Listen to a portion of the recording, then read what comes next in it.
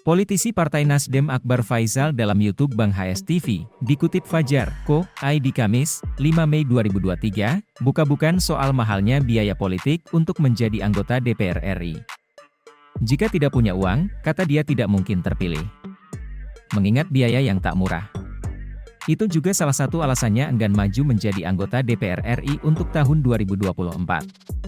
Politisi kelahiran Makassar, Sulawesi Selatan, Sulsel, itu membeberkan, di Jakarta anggota DPR untuk terpilih menghabiskan paling sedikit 25 miliar rupiah.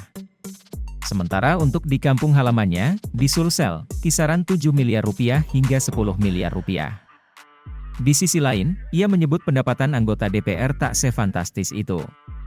Dalam setahun, ia bilang cuma berkisar 1,2 rupiah atau 1,3 miliar rupiah. Karenanya, ia mengatakan tak heran banyak anggota DPR yang bermasalah.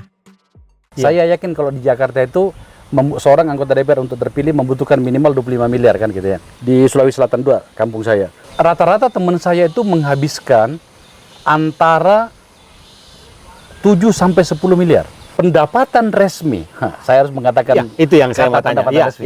Anggota DPR. Pendapatan resmi sebagai anggota DPR itu kira-kira itu dalam 1 tahun itu 100 kemudian ada tambahan-tambahan mungkin sekitar 1,2 1,3 setiap Setahun. 1 tahun 1,3 miliar. iya 1 tahun lah kira-kira gitu ya.